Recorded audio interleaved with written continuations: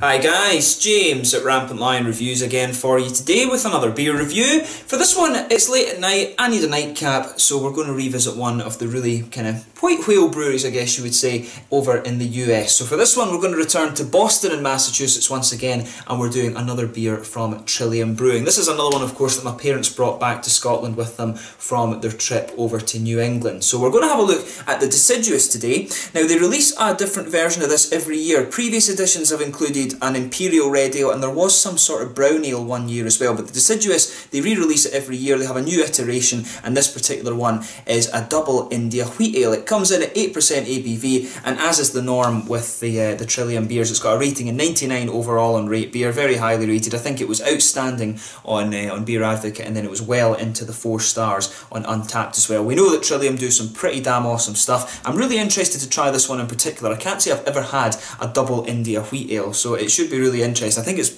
probably something akin to an Imperial White IPA, something like that. It's probably another kind of name for that, but it will probably be leaning a little bit more towards this kind of New England style IPA type thing, knowing Trillium, of course. These guys, if you don't know, are one of the breweries that really kind of kicked this phase off. So yeah, really looking forward to this one. This is the 4th review that I'm actually filming from Trillium, but I may put this at the start of the series since it is a seasonal beer. The other 3 you'll see later on are pretty damn good as well. But as always, I hope you enjoy my take on this beer, and I'm really glad that I'm getting to do some dedicated Trillium reviews because it is such a rare brewery to come across over here in Europe. But anyway, as is usual with my reviews then, I'll tell you a little bit about the brewery. If you want to get straight to the tasting, of course, just fast forward. All the usual links are in the description below. That's the brewery website, the link to my other reviews that I've done from Trillium before. There will be more in the near future, of course. There's all the usual social media. If you want to see more beer reviews, do please consider subscribing to the channel. The whole channel has a geography-based tagging system, so you can go into the homepage and search for beers based on country, city, state, prefecture, county, whatever it is you're interested in. Do check out the playlist of beers from different countries. There is one there for all the American beers that I've reviewed for you. That's constantly being added to, and as always, please do get in touch and let me know some of the other beers and breweries that you guys would like to see me review. It's always great to hear from you guys that are watching the channel, and the support that you show it is hugely appreciated. So anyways, tell you a little bit about Trillium Brewing then. So Trillium Brewing opened back in March 2013, and the company was founded by JC and Esther Tetro, and apparently Esther and JC were quite keen homebrewers actually, and they started brewing beers to celebrate their marriage, and they enjoyed it so much that they decided to turn professional and start their own company. So the brewery were initially based in Fort Point in South Boston, and they only had a 10-barrel system there, but this site has since been upgraded to have a 250 or 2,500 BBL capacity per year from what I understand. That figure may have changed by now, of course, but they also have a secondary facility at Canton which opened up in December of 2015. This one has 16,000 square feet of floor space. We're not used to feet and things in Europe, of course, mainly it is meters, but this one brews 35,000 BBLs annually. But in 2016 they started canning their beers, and one thing that really has caught on over in Europe actually with a lot of these breweries is they do seem to be doing these 440ml cans. This is a US pint, of course. The Americans, for some reason, instead of just using half litres like kind of normal people do, I guess, they like to use all these fluid ounces and quarts and all of these things. I don't get it, but for some reason now a lot of the European breweries are doing their New England IPAs in these sort of 440ml cans. I really don't understand that at all, and a lot of them are kind of copying this sort of minimalist white label artwork for New England IPAs as well. So it's quite interesting how these things kind of transcend through the beer industry, of course. But their beers have become highly sought after, and they really say that the big kind of problem they're having over the next couple of years is to manage their growth properly, and they're working, of course, out of 2 different sites as well, which is another thing. But Trillium, of course, as I say, they're one of the white whale breweries in America. The Treehouse Brewery and Hill Farmstead, of course, are the other ones in that sort of New England region. But New England really has kicked on. The beer scene there has really kicked on in the last couple of years, and there's some very exciting things going on. The New England IPA, of course, is recognised as its own style by the American Craft Beer Association and things like that. Now, Rod J. Beer Ventures and Paul Romeli at PA Brew News and things like that, these are the guys you want to talk to about this sort of thing. But a really interesting brewery, and like I said, I'm glad that I'm able to review some of these beers for you here on the channel. A huge thank you to my parents again for bringing me over this 6-pack of beers from Trillium. So anyway, that's enough about about the brewery just now. As I said, all the links and stuff are in the description below, and you can check those out if you want to hear more about the brewery. But let's actually get on to this beer itself. So like I mentioned to you, the Deciduous is re-released every year as a different iteration. There was a brown ale at one point, there was an imperial red ale, and this year the 2017 one is described as a double India wheat ale. I do reckon this is going to be something akin to an imperial white IPA, but we'll see how we get on with it. So the stats on this one is it comes in at 8% ABV. It's hopped with Mosaic, Enigma and Citra hops. Enigma's one that I hadn't come across before, so we'll talk about that as well. And there's a malt base of American two-row barley, white wheat and dextro malts, and from what I understand it uses a house yeast strain as well. So just to tell you a little bit about the Enigma hop as well, because I'd never come across this one before. So this is a hop from Tasmania, the little island to the southeast of Australia, and it was bred back in 2013. Apparently it's a descendant of the Tettnanger hop, which is from Germany, from Central Europe, and it's supposed to be very, very floral, but it's got notes of raspberries and red currants and things like that. It's supposed to be a little bit tart actually, and it can give you melons and some sort of Pinot Grigio or Pinot Gris grape sort of qualities as well. So it should be a really interesting hop. There's a lot of good hops coming out of Australia recently, and that's one thing I've noticed with Trillium. They do seem to like playing around with these Australian hops. I'd love to try some of these New England IPAs with the New Zealand hops as well. And like I say, there's many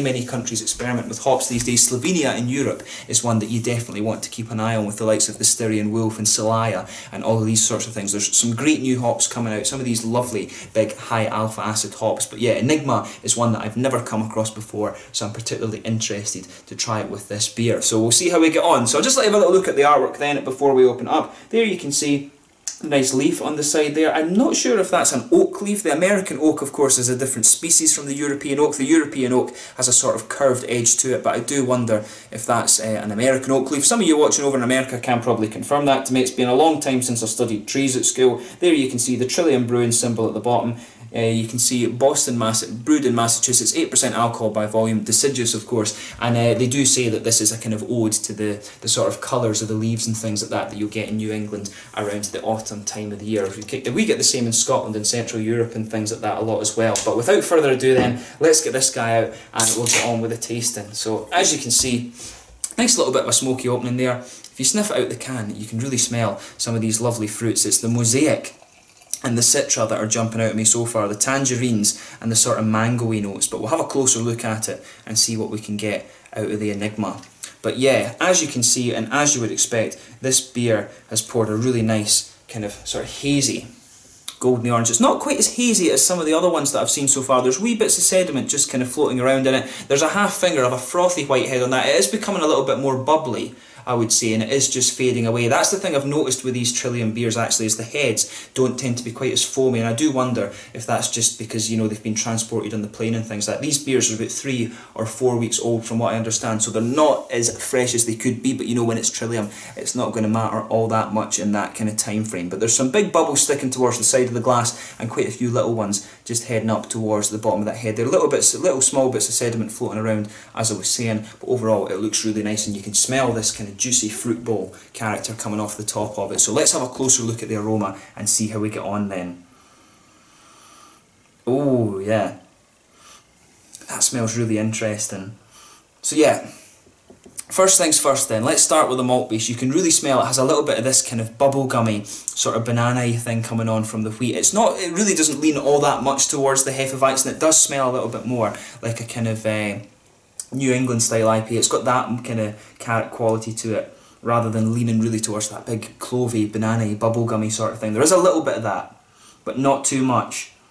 But you can really smell that nice New England kind of IPA sort of thing. You can smell a bit of that dextrose and dextrin kind of thing coming out.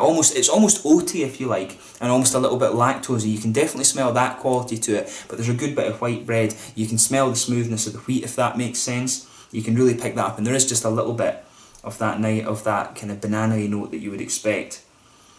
But yeah, the malt base comes out quite differently in this one. You can smell there's a good bit of floral and grassy character in there as well, but the fruits are what really make this beer quite interesting. As I always say, just take a little bit of time and enjoy the aroma of this beer. Enjoy the aromas of your beer, because it always gives you a good bit of sensation. A lot of the taste is actually smell. I always say that with whiskey, sake, beer and everything. But the fruits with this one, definitely some tangerines. The tangerines and the mangoes are going together quite nicely in this one. Mosaic, of course, gives you this lovely kind of a tangerine note. You can smell a little bit of the kind of papaya as well. The Mosaic tends to have the tangerines right in the beginning, and then you get these little tropical fruit complexities out of it, like papayas and all of these other kind of things. Citra, of course, is mainly mango, and then you get gooseberries and sort of lychees and a bit of lemon lime and stuff in it as well, and you can definitely pick that up with this one. If you go into the back end of it, you can really smell, and to me it comes across as a bit of a kind of candied red fruit. You can smell a little bit of that kind of raspberry red curranty thing coming out, but to me it kind of merges together and becomes a little bit more like a sort of candied fruit kind of thing. As I said, this is the first time I'm encountering the Enigma. I think it's the very first time I've had a hop from Tasmania as well, if I'm not mistaken. But you can really smell that. Tasmania, of course, is getting very big for whiskey and craft beer, from what I understand, on the Australian beer front. But yeah, definitely some candied red fruits in there, a little bit of that gooseberry and almost kind of white, green, grapey sort of thing coming out as well.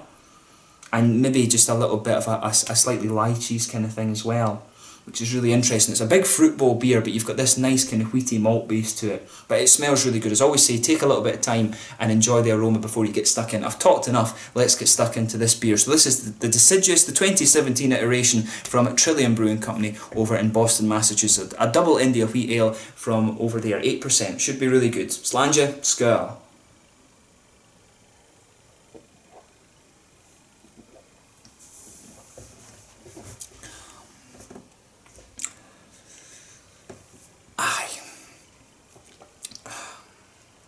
That's a pretty damn good beer. Let's just say it straight up. It's quite unusual compared to what I've had before from these guys.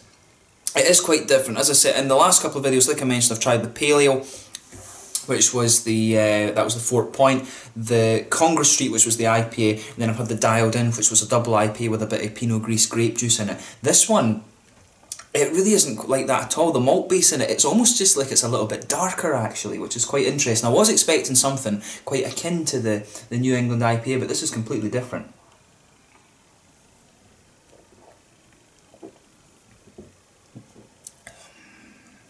Yeah, it's just a lot, it's just heavier in the malt base. There's that wheaty presence. It definitely has just a little bit of that kind of strength that you expect from a Weizen. The German Weizens, of course, they're always really quite strong in the malt base, but they're not that strong in alcohol. They're usually only about 4.5%, 5%, sometimes 5.5% if you're lucky.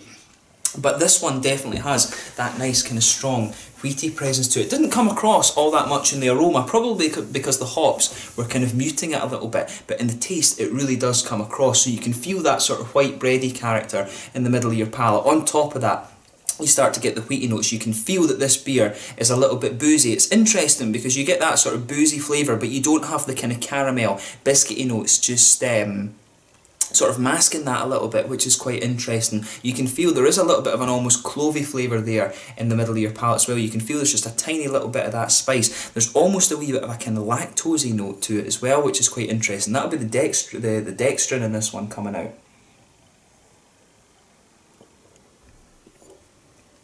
And of course the American wheat will taste quite different to the German wheat that you're going to get in the Weizens as well. You can taste that. It does taste a little bit more grainy, and the smoothness comes out in a different way. But as you progress further into the aftertaste, you do start to get that almost kind of oaty, lactosey sort of thing from the dextrin malts that they've put in this, but it's a really nice beer this. The hops are interesting too. In the back corners of your palate there's a tiny bit of earthiness there, but as you come further forward along the sides of your palate there's that nice kind of floral aromatic character. It's not too spicy, this one. These hops aren't going to give you such a spicy floral aromaticity. It just sits there. It's just more of a quite bright floral. It's not dank or anything like that. As you go round the front curve of your palate, it's just a little bit lighter and a little bit grassy, but mainly the complexity in this one comes out in that little oily bubble that I always talk about, pardon me, behind the front curve of the tongue. So in the beginning you're getting the tangerines and the mangoes mixing together with that, and that's from the Mosaic, of course, and the Citra. They just go together quite nicely. On top of that,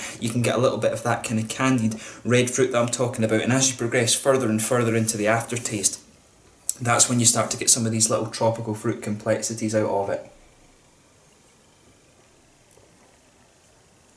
The way the fruits go together in this one is really interesting. It's quite an unusual combination. Like I said, never come across Enigma before, but you can definitely pick up a little bit of an almost kind of melony note, and that goes together quite well with the gooseberry and kind of white grapey characters that you can expect as well. You can really pick that up in this beer quite nicely. There's almost a little bit of at the beginning there's almost a little bit of kind of papaya as well. The mosaic can give you a little bit of papaya with the tangerines, and I'm picking up on that a little bit, so I think that's fair. In the beginning it's tangerines, a little bit of papaya mixing in with that, and the mangoes. There's a wee touch of that kind of candied red fruit thing. I'm not getting much in the way of tartness from the Enigma right enough. It is coming across to me as more of a candied red fruit, but it comes out a little bit later in the aftertaste with a bit of that kind of white, green, grapey sort of thing and melony character that you'd expect. But there's also a little bit of a kind of lychee flavour coming out of the Citra as well. So it's really interesting just how everything is kind of coming together in this beer. It's really quite unusual, and it is in some ways it's quite similar to the sort of double, or the Imperial White IPAs and stuff like that. There was one from Aegir in Norway. That's the most recent one I've had, I think, and it does have some similarities to that, this beer, but in some ways it's quite different, and I think it must just be the difference between the European wheat and the American wheat a little bit. The malt base on this one's definitely different, but you can feel that nice boozy character. 8% though, it's not the booziest Imperial White IPA that I've come across before, but it's certainly a damn good beer. And I certainly wouldn't hesitate to drink that again. I think this would actually be awesome on tap if you had a go at it. But yeah, really interesting beer, and this is what you want as a beer reviewer. You want to have things that will test your palate a little bit. So with this one then, I would say in terms of the mouthfeel, it's mid-bodied, carbonation's quite smooth. This one's a lot more oily than the other ones. It really does lean more towards the oily side of things. The other beers that I've tried from Trillium before have been a lot smoother and things, but they have been pale ales, IPAs, double IPAs, stuff like that. This one is a different kettle of fish. This one definitely is more oily. There's a good bit of hoppy bitterness to it. The malt base has a good balance between being just a touch spicy, I would say, and then there's some of that smoothness in there, but nowhere near as smooth as the other beers I've had from them, of course.